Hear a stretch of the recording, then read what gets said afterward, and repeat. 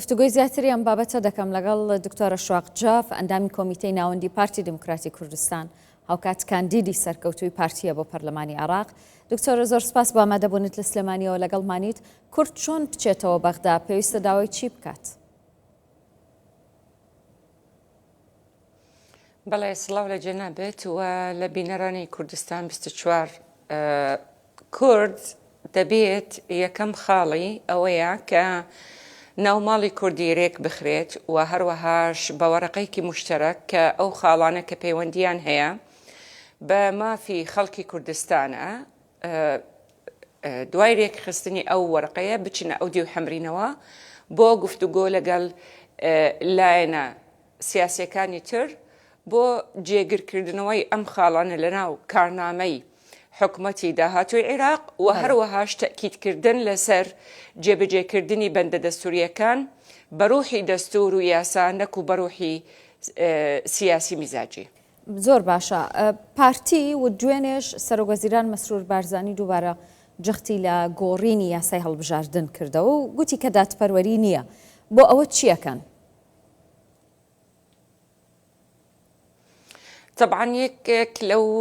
خاڵانە لەناو کارنامەی فراکسیۆنی پارتی دیموکراتی کوردستان ئەوەیە کە ئەم یاسایە دەبێت بگۆڕێت بۆ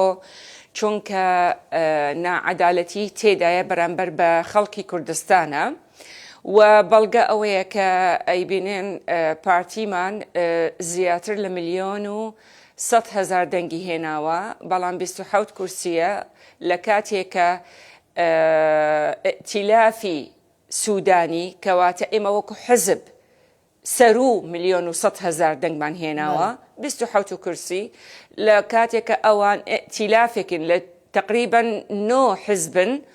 1,300,000 دەنگیان هێناوە تقریبا 45 کورسیە.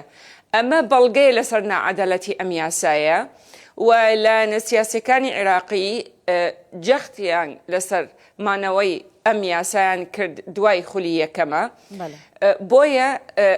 ئیستا یەکێک لەو خاڵانە کە ئێمە بە بەردەوامی پێشتر جەختمان لەسەر کردو بەڵام ئیستا زیاتر جەختی لەسەر دەکەین کە دەبێت هەموو فراکسیۆنە کوردستانیەکان ئەو خاڵە بە یەکەوە کاری لەسەر دەکەین یان ئێمەش وەکو فراکسیۆنی کوردستانی وەکو ئاماژەم پێکرد دامانەوە لە کارنامەی فراکسیۆنەکەمان کە کار لەسەر گۆڕینی ئەم یاسایە چونکە هیچ عەدالەتی تێدا نییە. بەڵێ زۆر باشە. وەکو پارتی مەرجتان بۆ بەشداری لە حکوومەتی نوێی عێراق چییە؟ پێم وایە پارتی بە بەردەوامی تەکیدی لەسەر جێبەجێکردنی دەستورە و جەنابی سەرۆکی حکوومەتی هەرێمی کوردستانیش ئاماژە بەو خاڵە کرد کە مەرجی ئێمە جێبەجێکردنی دەستورە بە ڕوحی دەستوری یاسایی. من تەکید دەکەم لەسەر ئەم خاڵە بۆ چونکە هەندێک جار کە ئێمە داوای جێبەجێکردنی بەندەکانی دەستور نمونەیەکی تان بۆ ئەهێنم وەکو ئەنجومەنی فیدرال کە لە مادەی 65 دەستور هاتووە ئەوان ڕەشنووسێکمان بۆ دەهێنن بۆ پەرلەمان کە بە ڕوحێکی سیاسی مزاجی دەنووسرێت یاساکان. یعنی لەو مادەیە دەڵێت ئەم ئەنجومەنە تشکیل دەکرێت و یونەظەم بقانون کەواتە دەبێت لە پەرلەمان یاسایەک پەسەند دەکەین لە کاتێکە ئەیبینی یاسا هەبووە بە شێوەیەکی مزاجی دەنووسرێت لەسەر جێبەجێکردنی یاساکان ینی دەستور هەبووە بەڵام جێبەجێ نەکراوە. ئەم جارە چ گرنتیەکێک کە جێبەجێ بکەن؟ من ئەمەوێ ئەو نمونە تەواوکەم بۆ ئەوی ڕوون ببێتەوە لای هاوڵاتیان بۆچی بە بەردەوامی تەکید لەسەر ئەو جملەیە دەکەم کە بە ڕوحی دەستوری یاسایی بۆ چونکە هەندێک جار دەڵێت ئەوە تا من یاساکەم نردووە بەڵام یاساکە خۆی پێشلکاری بەندە دەستورەکەی کردووە یعنی دەسەڵاتی تیانە ئەم ڕەشنووسەکە نێردراوە لە خولی دووهەم دژی دەستورە یعنی ئەنجومەنێکی کارتۆنی بوو. بۆیە ئێمە بەڕاستی کە مناقەشەمان دەکرد دەمانوت ئەو ئەنجومەنە دەبێت تشکیل بکرێت بە کاملی دەسەڵاتی ئەوەی هەبێت بۆ بەرگریکردن لە مافی هەرێمەکان و پارێزگاکانە ئەگینا سوودی نابێت. بۆیە ئێمە تەکید دەکەین لەسەر جێبەجێکردنی دەستور بە ڕوحی دەستوری و یاسایی نەکو سیاسی مزاجی. گەرانتی ئەوەیە کە جێبەجێ بکرێت وەکو ئاماژەمان پێکرد لە چاوپێکەوتنەکانی ڕابردوومان ئەوەیە کە ئێستا زۆربەی هێزە سیاسیەکان گەیشتنە قەناعەتێکە کە دەبێت ئەم مەلەفانە کە ماوە چارەسەر بکرێت و بەنسبەتی ئێمە وەکو پارتی چارەسەرکردنی بە شێوەیەکی دەستوریمان دەوێ مانەوەی ئەم مەلەفانە بەو شێوەی لە قانجازی هیچ لایەنێک نییە و هەروەهاش ئینکارکردنی مافی کورد لە بەرژەوەندی هێزە سیاسەکانی غەیرە کوردی نییە بۆیە زەمانەتی ئەوەیە کە هەموو فراکسیۆنە کوردستانیەکان بە یەک هەڵوێست کار لەسەر جێبەجێکردنی ئەو بەندە دەستوریانە کە دەخرێتە ناو کارنامەی حکومەتی داهاتوو و هەروەهاش بەردەوامبوونی لایەنی سێهەم کە کۆمەڵگەی نێودەوڵەتی کە چاودێری گفتوگوکان دەکات کە چاودێری ڕێکەوتنە دەستوریەکان دەکات و چاودێری جێبەجێکردنی ئەو ڕێکەوتنانە لەسەر ئەرزی واقعە. دکتۆر نزیکەی 20 ساڵە دەستور هەیە بەڵام هەتا ئێستا جێبەجێ نەکراوە ئەمە کارێکی قورس نییە بۆتان ینی چۆن دەڵێن کە ئێمە جەخت لە جێبەجێکردنی دەستور دەکەینەوە؟ ئەم دەستورە مافی هەموو هەوڵاتیانی عێراقی تێدا جێگیر کراوە و مافی خەڵکی کوردستانیش تێدا جێگیر کراوە. من لە چاوپێکەوتنەکانی پێشوو ئاماژەم بە خاڵێکم دەکرد دەموت دوای 2023 ڕاستە دەموچاوەکان گۆڕاوە بەڵام بەداخەوە بە هەمان عەقڵیەتی مەرکەزی بەدەستێکی ئاسێنی ئەیانەوەی جارێکی تر تەعامل بکەن لەگەڵ هەرێمەکان و پارێزگاکان کە دەڵێم هەرێمەکان خۆ یەک هەرێمە بەڵام بە پێی بەندە دەستوورەکە دەڵێت ئەقالیم کەواتە هەرێمەکان ڕاستە ئیستا یەک هەرێمە بەڵام